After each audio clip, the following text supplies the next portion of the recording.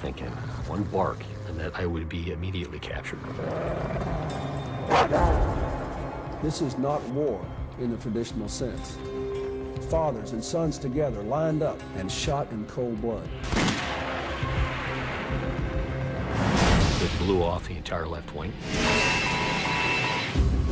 Reports that a NATO plane has been down in Yugoslavia. I'm like, crap, this isn't supposed to happen. There's a brother in arms out there. Out of the way! He's in danger. He's in a bad place. There was absolutely no doubt that the Serbs were actively engaged in trying to find him.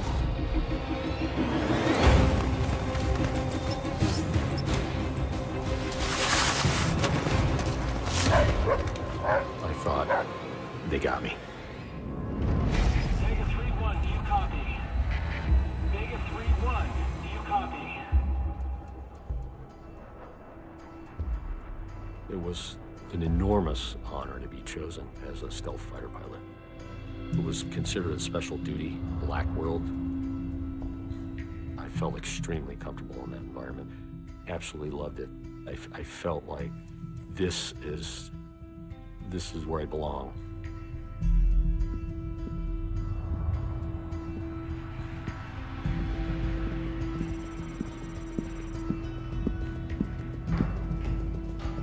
There were 8 of us that night. 8 F-117s, each going after separate targets in the northern half of Serbia.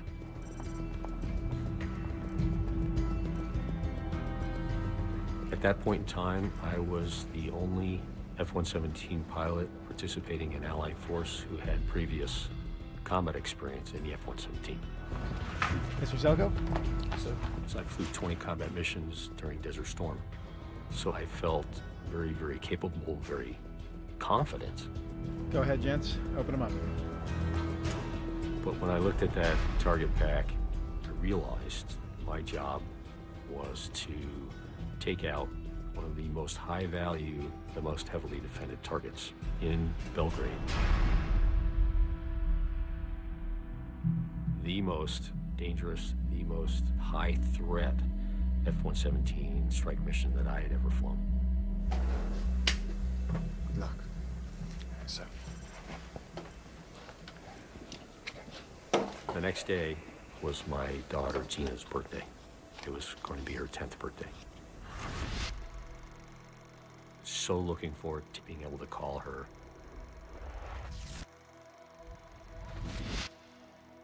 There's nothing that's going to prevent me from calling her and reaching her and connecting with her on her birthday.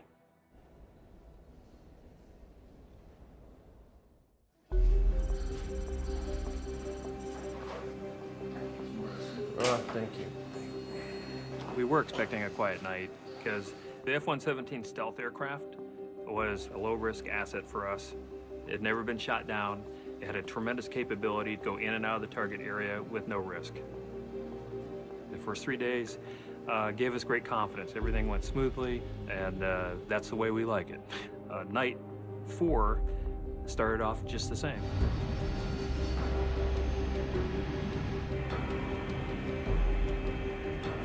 I was carrying 2 2,000-pound smart bombs.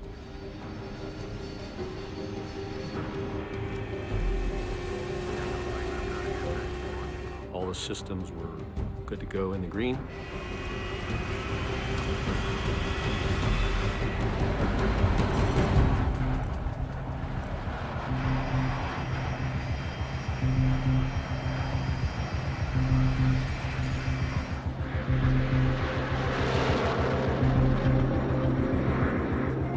My route of flight was going to take me across the northern part of Serbia, and then south. And then I turn for my target run across Belgrade.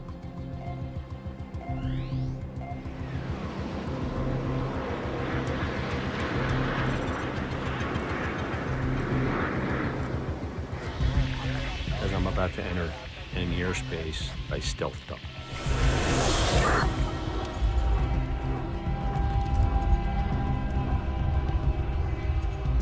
Once you are stealthed up, you do not communicate. So if anything happened, there's a real good chance that nobody would know that it happened.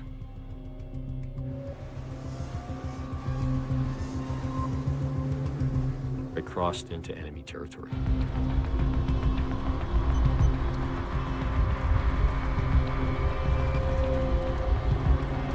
I was about to fly into the worst airspace for the entire mission.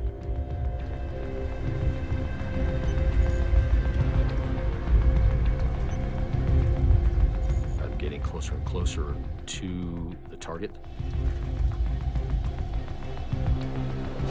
The weather was extremely challenging. I'm in and out of seeing the ground, not seeing the ground, seeing the ground, not seeing the ground. Suddenly, I could physically feel this anxiety flow through my body from head to toe. And it was this hyper anxiety and really terror.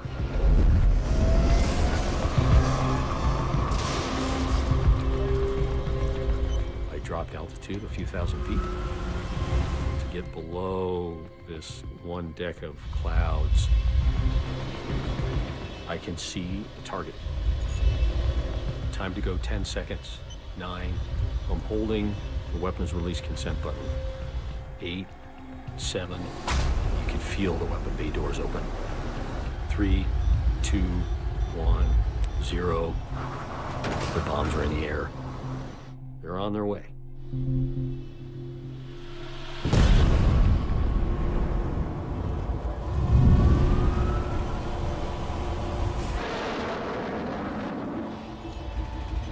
And suddenly, I see missiles. First missile went right over the top of the aircraft. The second missile come at over 3 times the speed of sound. I could not outrun them. I could not outmaneuver them. I thought, they got me.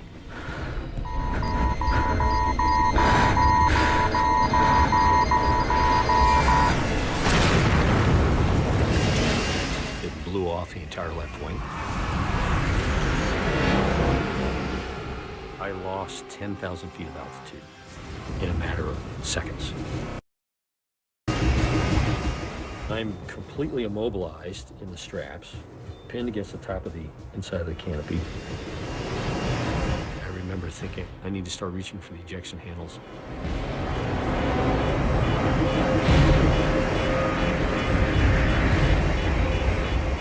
And then total amnesia. I blacked out.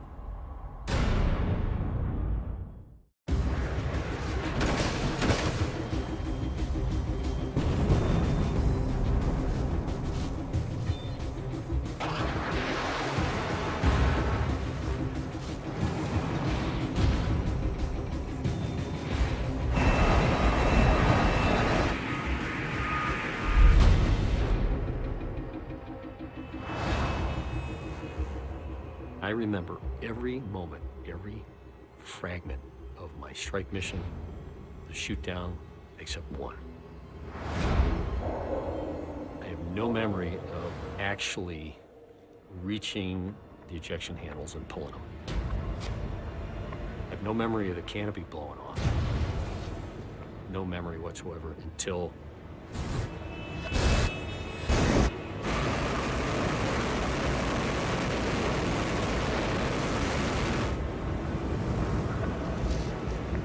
I had no sense of up, down, right, left, sky, ground.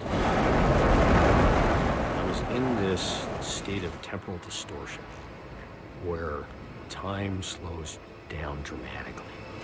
What happens in a matter of seconds, real time, for me seemed like it was minutes.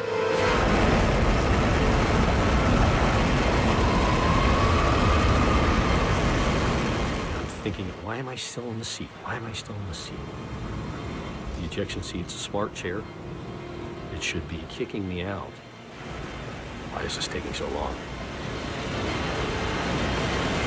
I didn't get out of this seat properly, it would kill me.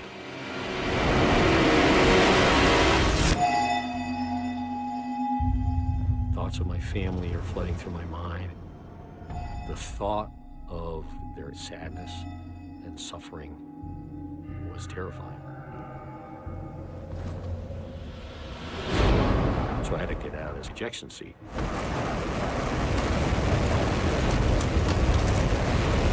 And I put my hand on this handle. If you think the seat's malfunctioned, you can pull that. But if you pull it prematurely, there's huge potential for me and the seat and the parachute to get all tangled together.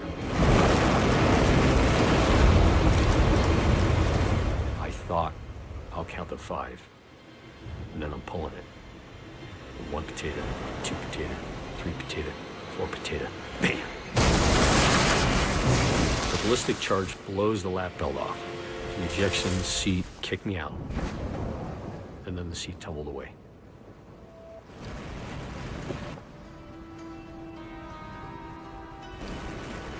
I had this huge sense of relief.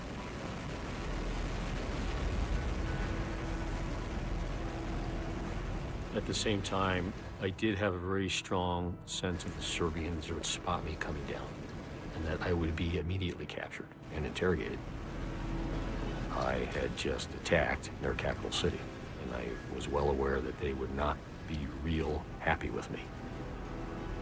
I absolutely expected to be tortured, probably brought to the point of near death. Mayday, mayday, mayday, Vegas 3-1. Mayday, mayday, mayday, Vegas 3-1. I was thinking, is anybody hearing these calls or not? 3-1 is going down. I had a strong sense that nobody knew this just happened, and that they would have no idea of my status.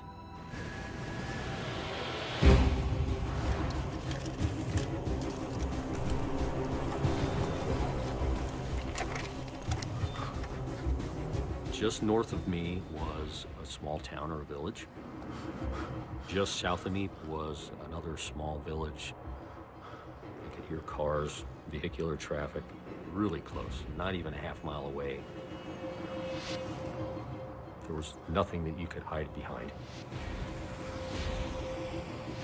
And then I saw what appeared to be a shallow irrigation ditch.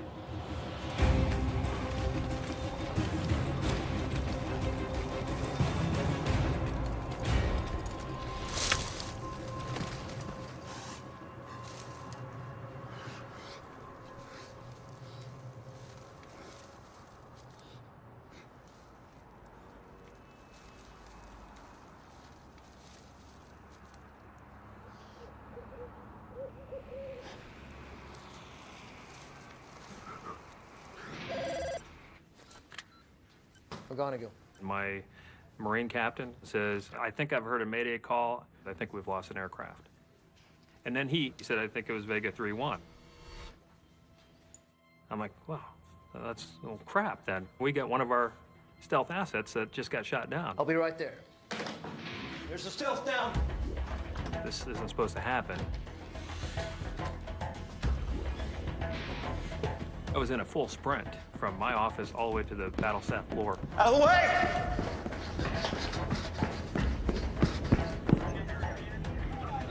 There was absolutely no doubt that the Serbs were actively engaged in trying to find Dale. What are we seeing? All of our intel aircraft were picking up Serbian transmissions. They were marshaling forces, they were getting local police involved. Anybody that could get out there and search, they were involved in that search. This was a valuable prize. If they could capture this guy, this is going to be a big deal. This is going to change the whole war.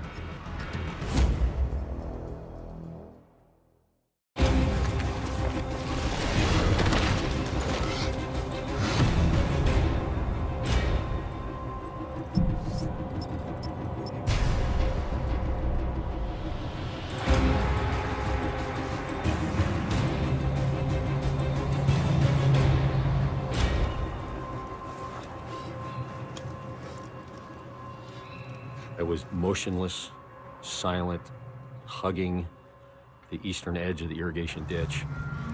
And I saw 2 fires burning, which represented easily well over $100 million, which I just assumed that would sort of be the centroid area of Serbian search activity. And I just assumed that it would be a massive manhunt.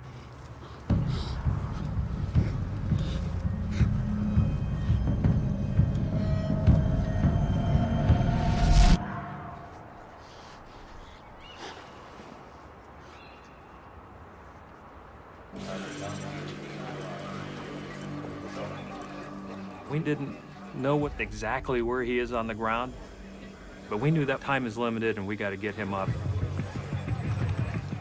Keep me posted with any changes. The only thing we could go off of was his last target. So we knew he was somewhere close to Belgrade.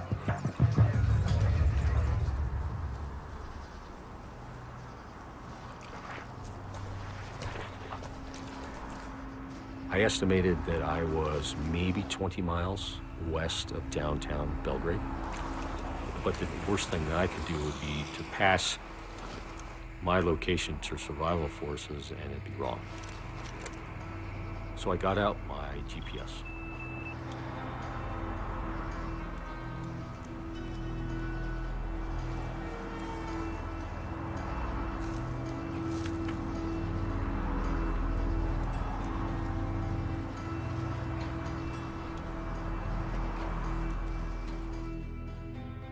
Satellites. You know, I remember even stirring it like this over the top of that farm field.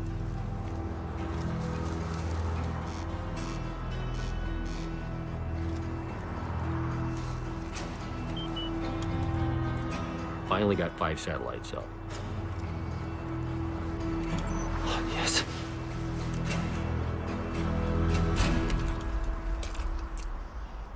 So I now had my precise location, and I just needed somebody to give it to.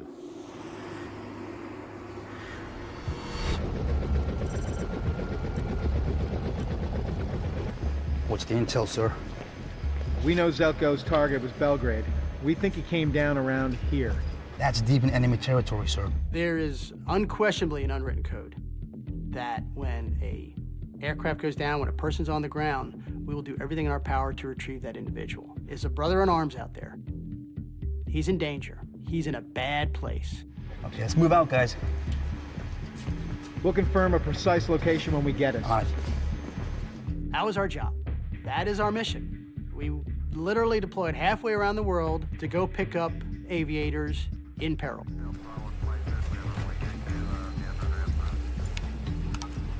All right, let's do this.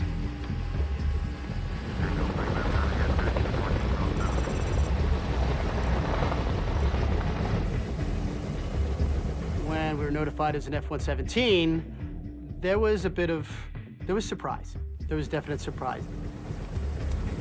The Stealth has this almost legendary status, and it's not supposed to get shot down. And now we are going to go to the same place where that happened. All right, that could be interesting. This was the first time that I and many of the folks in our formation had launched on a mission where we knew people were going to be trying to shoot us down.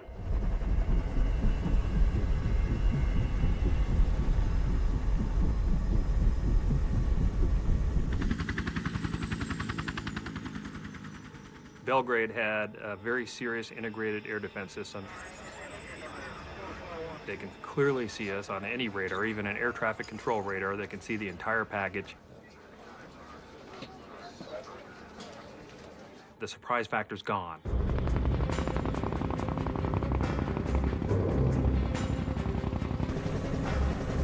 Flying a helicopter, we tend to fly low and slow. So we're more susceptible to surface-to-air systems that are more capable against low, slow targets. There's just your basic soldier with a rifle or a rocket-propelled grenade launcher. It just sharpens the senses, it sharpens the focus, and it makes you hyper-aware of everything you do.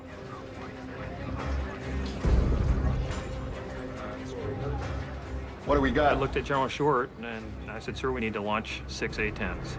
Let's do it.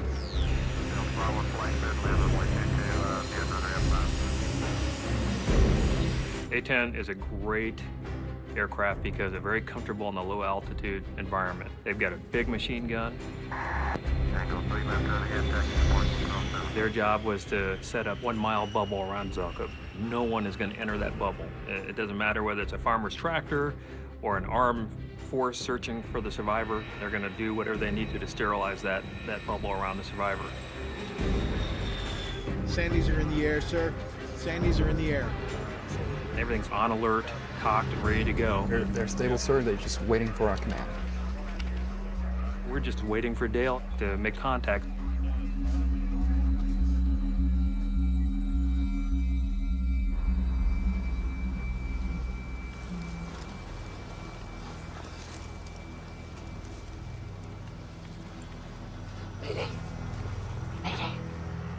I kept making Mayday calls and trying to raise somebody on the radio.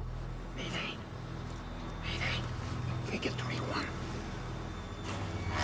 But I wasn't getting any response.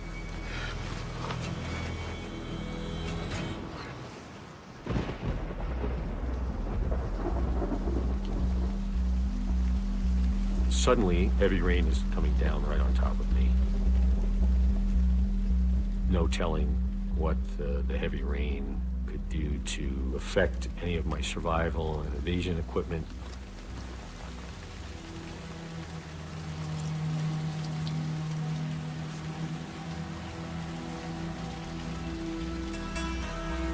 But then I heard, Vega 3-1, do you copy?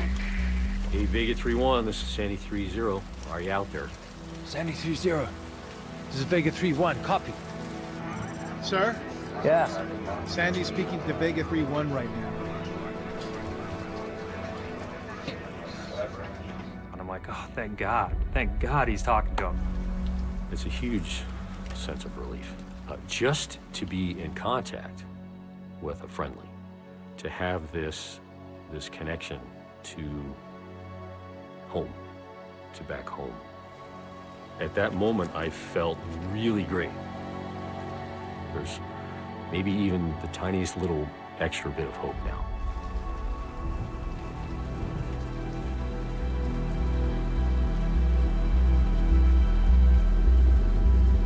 Then suddenly I started to hear vehicular activity.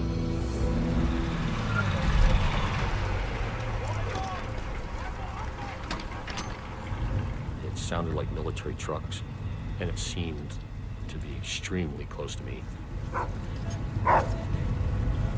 I could actually hear dogs. I was just motionless and silent. I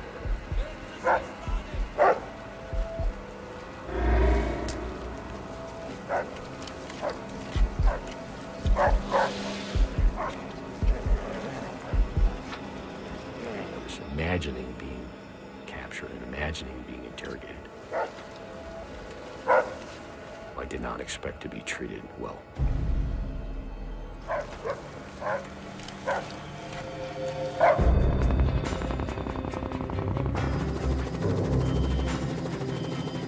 We had a location to rendezvous with the A-10s so that we can then do our final preparations in flight and then press into Serbia for the pickup.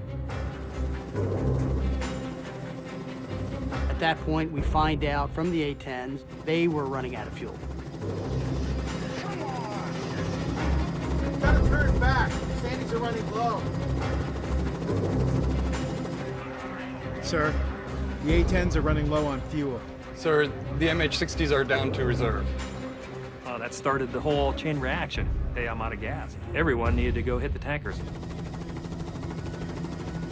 We had all the pieces in place. We had the training, we had the experience, we had the gear, we had everything we needed. It was frustrating. Time is ticking away. All of a sudden, everything's falling apart.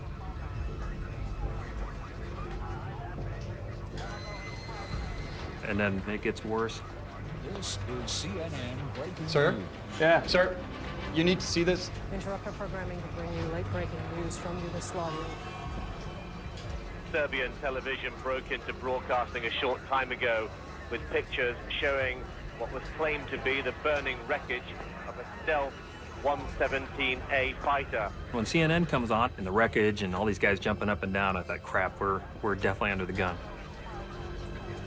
You know, I feel this pain in my chest. It's like this slow thing, you know, you're being squeezed to death, you know. Every few minutes, it's another piece of stress being added to the mission.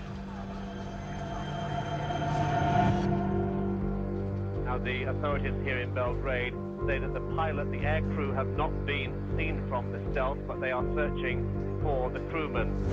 Didn't take long to realize, hey, Dale's still out there. All right, let's just keep it going, everyone. It was a timing mark, you know, because I know from here on out, every minute counts, every second counts once that thing's on TV. They fueled us up. All 3 helicopters had 3.5 hours of endurance. All right, let's do this.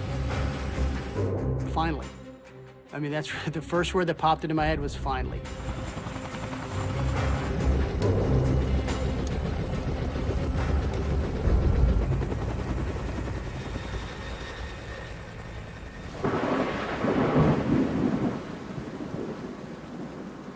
Suddenly, I heard something approaching me.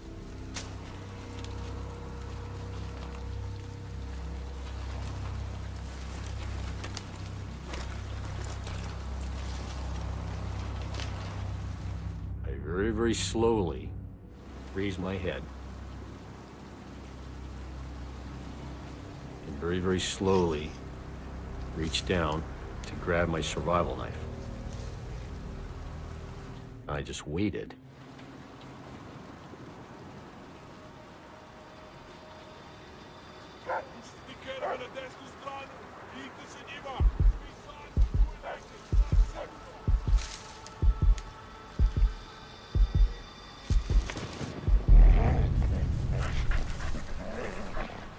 The dog stopped about 15 yards south of me.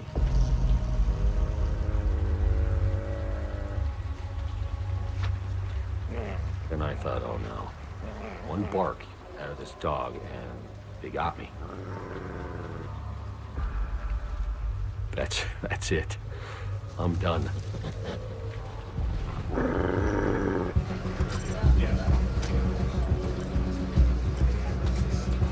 Hey, buddy, come and have a look at this.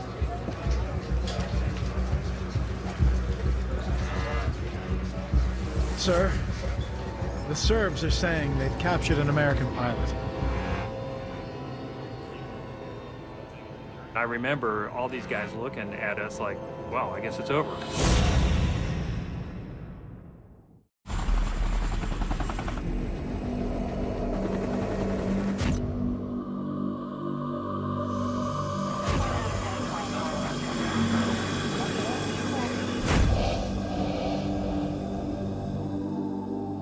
It was a very tense moment for everyone.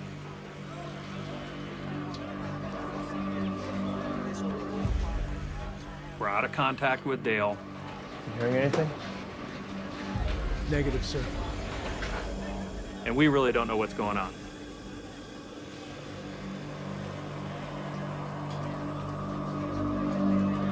So we're kind of we're in limbo right now.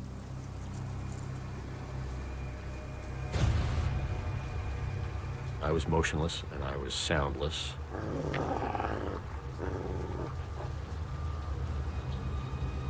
I'm thinking, what if suddenly the radio squawked and somebody was trying to get a hold of me?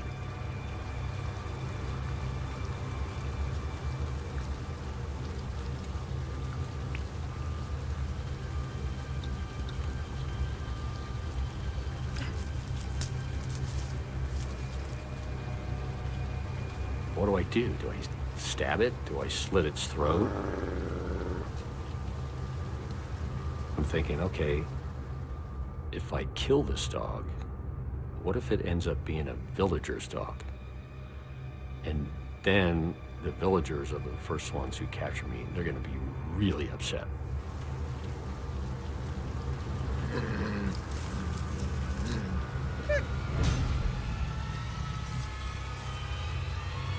And then, just as suddenly as it arrived, it went away.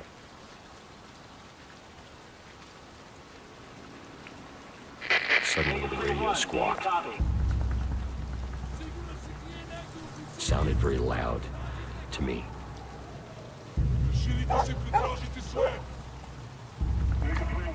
Vega 3-1, Vega 3-1, this is Sandy, are you there?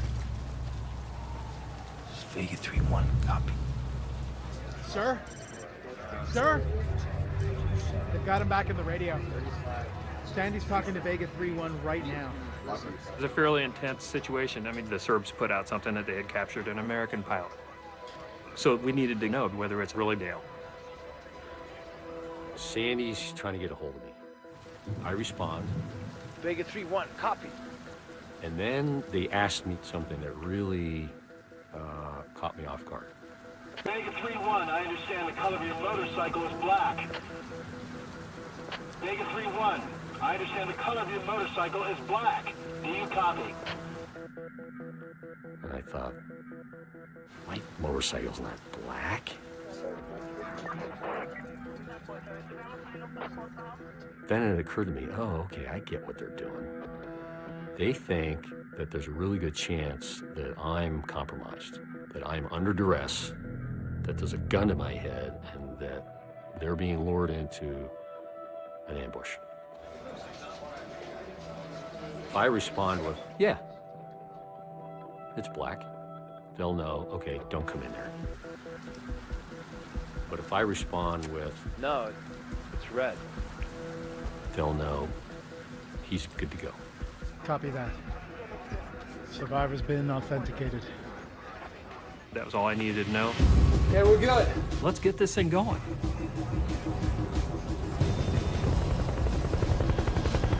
It was a massive relief. We got him on comm. They re-authenticated him, figured out he was okay, and then we were given the final push.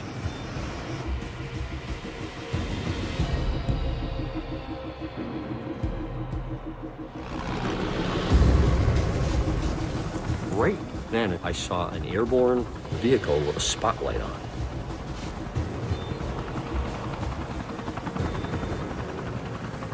And that really confused me. I said, you guys have a spotlight on. Thinking they're out of their minds. It's making them an instant target.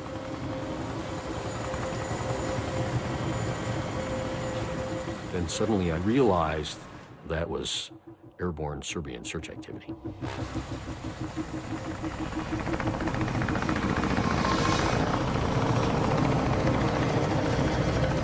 And I can see that they were getting closer,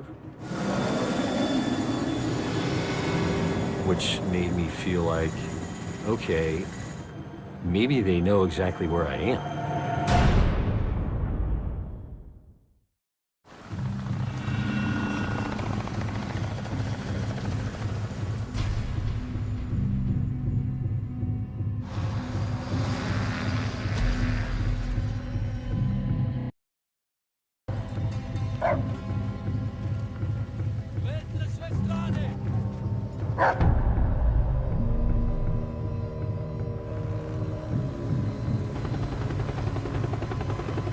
About 5 miles out or so, I asked Vega 3-1, speed A-10s, what is the threat in the immediate area? Sandy, what is the threat in your area? Is it safe to go in? I repeat, is it safe to go in? There was definitely a possibility the Serbs were using Dale to try to lure in the rescue force so they could shoot us down.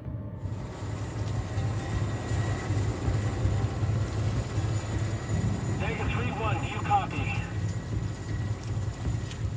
I didn't answer him. I couldn't answer him.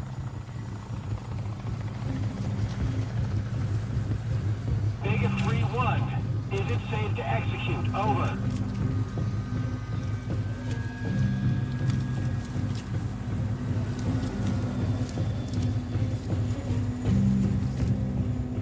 I felt that level of responsibility to commit these guys into this very high threat area was overwhelming.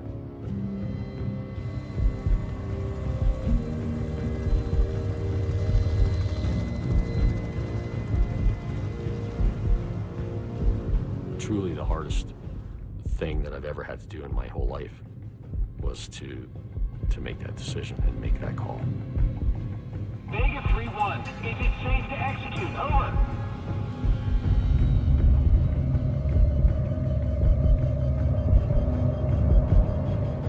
Finally said, okay. Yeah. Let's go for it.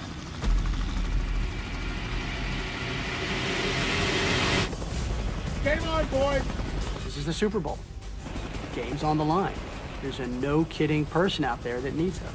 All right, goggles down, goggles down.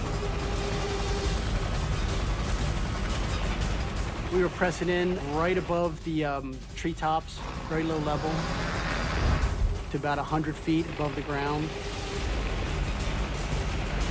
Suddenly, my right door scanner shouts out, Boys! Boys! Guys! I don't think at that point. I just react.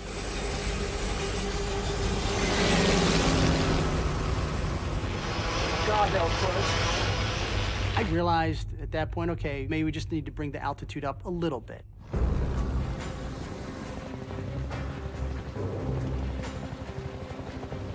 And hearing helicopter noise approaching from the west, there was this great sense of relief. We can now start to hear him talk. They're talking to him, sir.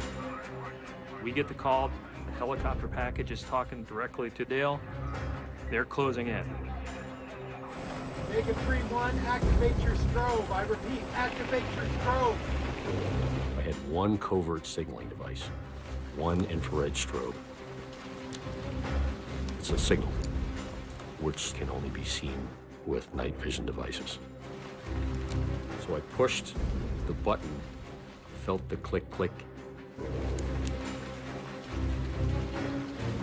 Then I hear, Vega 3-1, I'm not seeing your strobe. Repeat. it was not working. It was broken. So my only covert signaling device didn't work.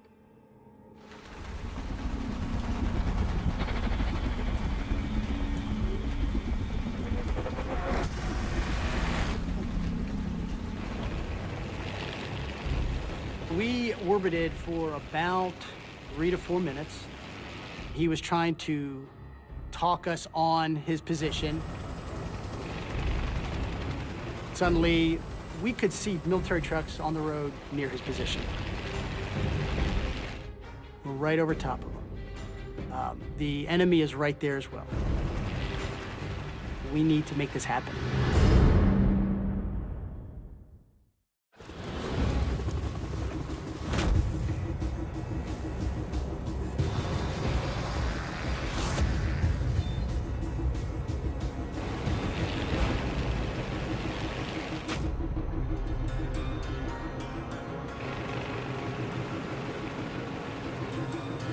All through the night, the Serbs have an idea of where we are.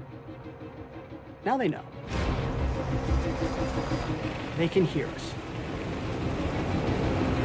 There's no turning back now. We're not fooling anybody. This isn't any tactical deception going on. We're just going to force our way in. But the rescue package doesn't have visual on Dale. He can hear everything, but there's no visual contact.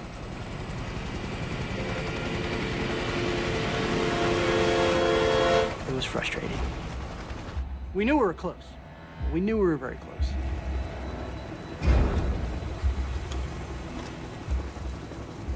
And I hear, Vega 3-1, Vega 3-1. If we're this close, just go overt. Vega 3-1, if you copy, go overt. I repeat, go overt. This is the most risky, the most dangerous point of the entire rescue. I'm exposed now.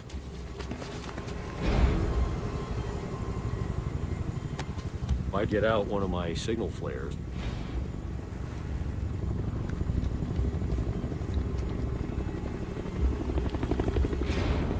this is going to compromise my position immediately.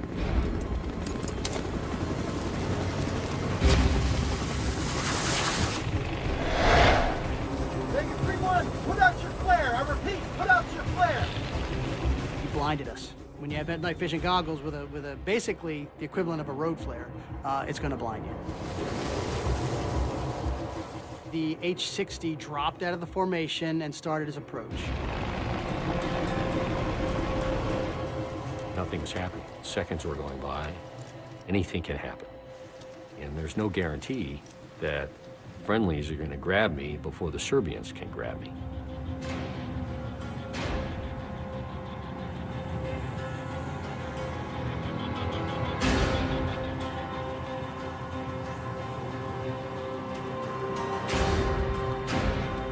Suddenly I see these two shapes.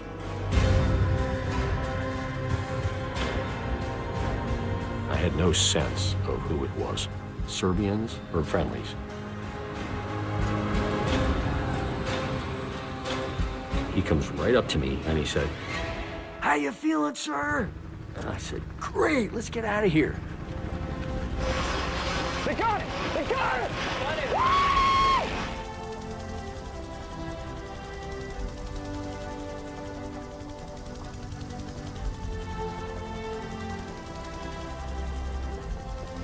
Let's get out of here!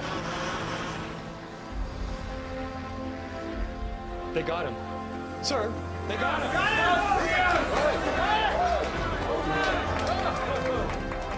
It was like, you know, Times Square, New Year's Eve. I mean, things were flying and people were high-fiving each other. I just couldn't believe we'd finally pulled this thing off. It was a hell of a moment that I don't think I'll ever forget.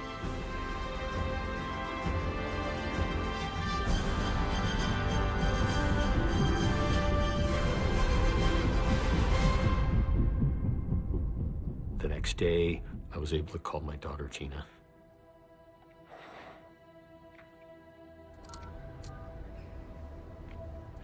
And wish her a happy birthday. Hi, Daddy. It's my birthday. It meant everything to me when I heard Gina's voice. She sounded very cheerful, very happy, very normal.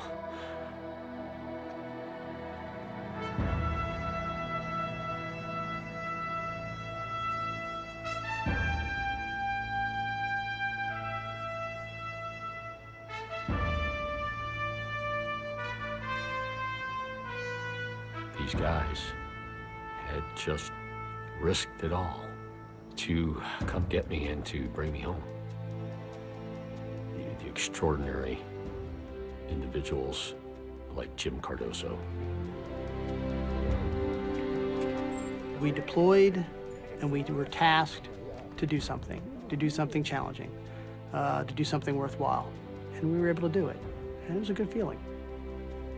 We went in with 37 people. We came out with 38. It's just an indescribably overwhelming emotion of awe, utter awe, and gratitude, and appreciation at what these guys, they're willing to do to bring home a fellow warfighter.